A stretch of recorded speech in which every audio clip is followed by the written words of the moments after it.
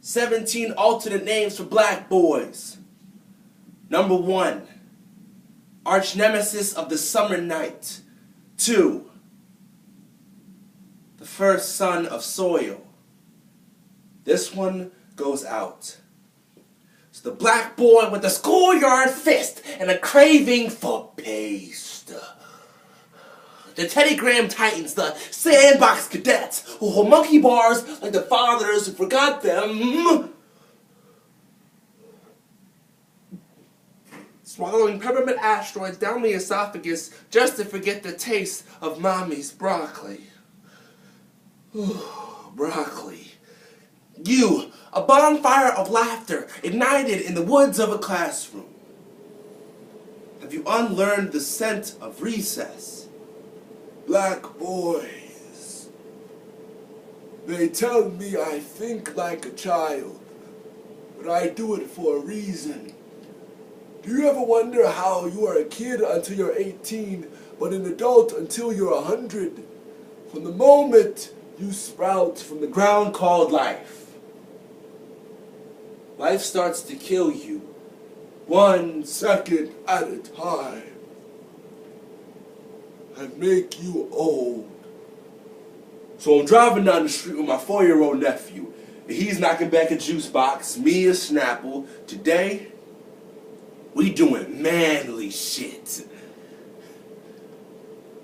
He smiles, looks outside the window, spots a cop car, drops his seat, and goes, "Uh-oh, 5-0, uncle, we gotta hide."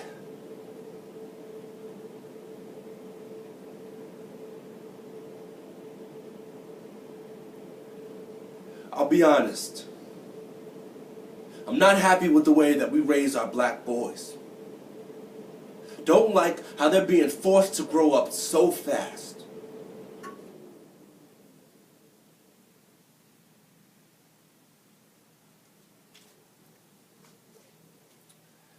In her article, Would Black Parents Tell Their Sons About the Police?, author Jasmine Hughes argues that the killings of Michael Brown and Trayvon Martin highlight the burden of black parenting that comes with the generational fear that society is against your children being children.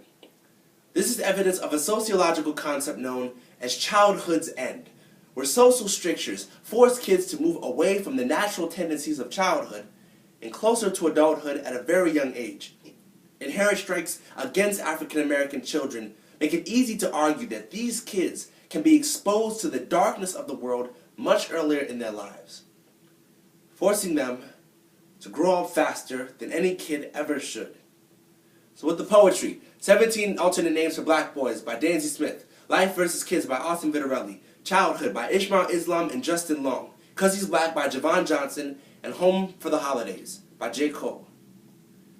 A program because Michael, Trayvon, and so many other kids grew up too fast. Number 4, coal awaiting spark and wind. 5, oil heavy starlight. 6, guilty until proven dead. What it do, playa? This is the story of a young nigga dreaming. Left the city to see what he could be and make that paper. But every now and then a hood nigga get homesick. That ain't soft. So when I come home for the holidays, I reminisce. My homies done told me a lot has changed. The hoes done got grown up and went and got babies the same time they got their goddamn diplomas. He also told me a couple of my bros won't be here when I get back. You know, because if you black, they either throw you in Iraq or jail. Black boys, you are not hooligans, just young and talented with potential and promise. Innovative young masterminds. The potential of the world is at the extension of your hand towards the tree. But when you start to eat the apple and listen to the world, you become ugly. This one goes out to the black boy basking in the sandbox of Matchbox trucks. Because before there was Xbox 360, there was Sega. Back to birth. We were young, premature revolutions and incubators. Don't like the fact that he learned how to hide from the cops before he learned how to read. Angrier that his survival depends more on his ability to deal with the authorities than it does his own literacy. Get up, I yell at him. In this car, we are not afraid of the law.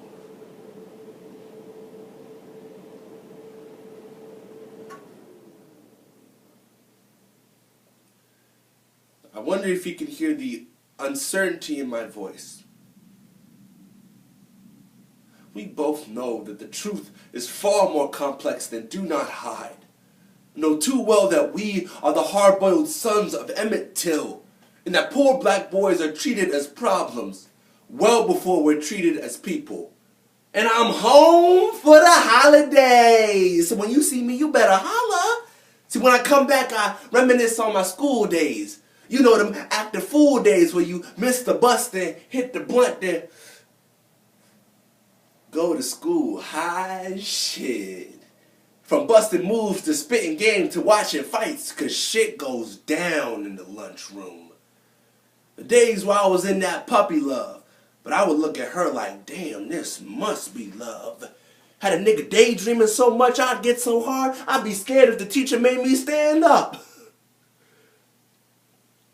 You see, the nigga that she was with barely made it out of school with 2 A's, cause here, them guidance counselors show you the tutors, but they want to show you to recruiters. It's a setup. This one goes out to the black boy who would hurdle over Bowser's fire pits, eat the mushroom, to become a better man. Mario taught us self-worth every time he told us, "It's a me with souls full of fire and Kamehamehas, Super Saiyan!"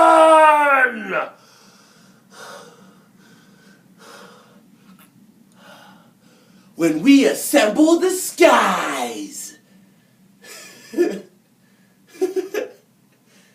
7. A monster until proven ghost. 8. A phoenix who forgets to unash. 9.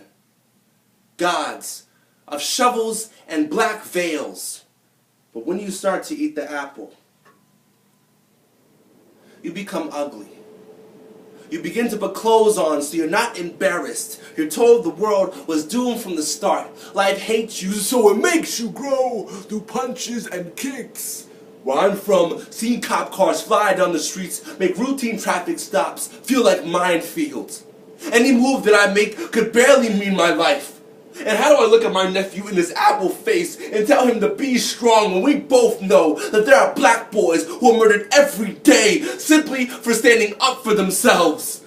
11. What once passed for a kindling. 12. Brilliant shadow-hued coral. 13. Fireworks at dawn. Black boys. Life loves frowns. It loves to drive you crazy. I have been a child at heart, and life hates little kids. I'll show you the bruises and cuts that life has given me. But I still try to keep my smile. Because as I see all of the black boys striving towards success, I promise that every warrior will come and see euphoria. That is a covenant I put on every tribe. I refuse to let life get the best of me.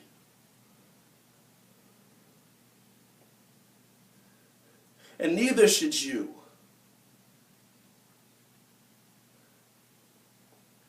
Number 15. I thought to name this blank, but who am I to name us nothing? 16.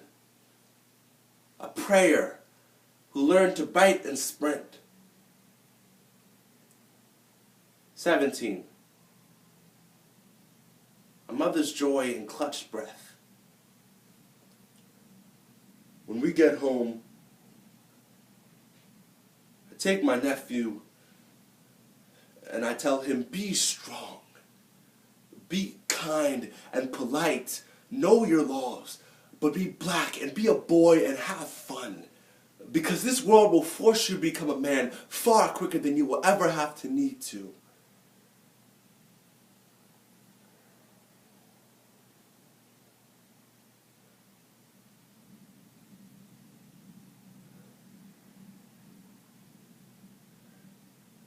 And it pains me to know that he, like so many other black boys,